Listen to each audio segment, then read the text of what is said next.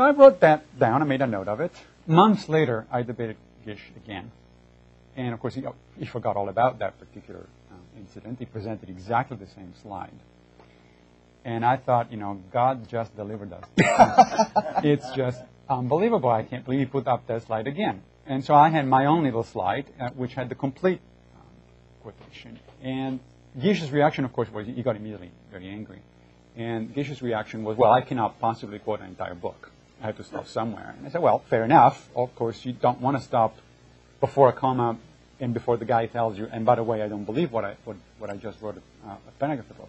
Mm-hmm. But what was interesting to me is that after the debate, I had several people from the audience coming and talking to me, and these were people who were actually on the creationist side, on Gish's side, and they were incredibly disappointed by Gish's behavior because they thought, and reasonably enough, that if the truth is on his side, why does he need to lie? I think that is one powerful way you can get these people. They are, in fact, either lying or grossly mischaracterizing their position or the position of their opponents. In a debate like that, there is simply no time to explain real science. To really understand evolutionary biology, you have to take a course in evolutionary biology, or you have to read a book about evolutionary biology. But you can't pick this on these people when they're lying. We do get a lot of atheists come to us, people write to us and say that they were very strict believers, they were preachers, they were this, they were missionaries. And it was the inconsistencies or something like that where they found that there were members of the clergy who were not truthful to them. And that it was very hurtful to them, but that turned them off. This actually brings me to another point in your book.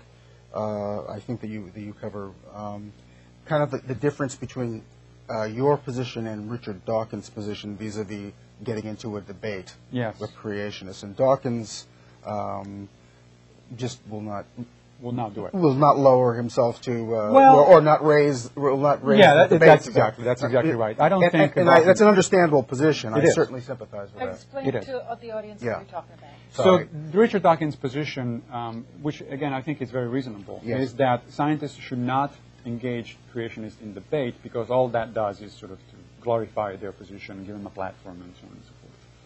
And what he prefers to do instead is essentially to have his own audience give a lecture, a public lecture, and approach things that way. And that's a perfectly reasonable position.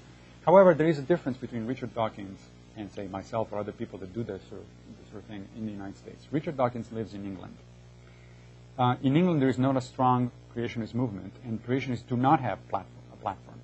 In England, when Dawkins goes to give a lecture, it does have, in fact, hundreds, sometimes thousands of people showing up. It's a completely different cultural setting, unfortunately for us in the United States. In the United States, the situation is exactly reversed. It is Duane Gish of the Institute for Creation Research who brings in thousands of people in a debate, not, unfortunately, myself or even Stephen Gould. Gould was a very popular lecturer, but he never got to that sort of audience. So it's not really us giving them a platform. It's actually quite the other way around. Another thing to understand about debates is that the debate is never about convincing your opponent, number one, and it's never about convincing the absolute believers. What it is about is trying to reach out to the middle ground, the fence sitters, the people that go there because they don't know much about this whole thing. They heard about it and they want to know what happened.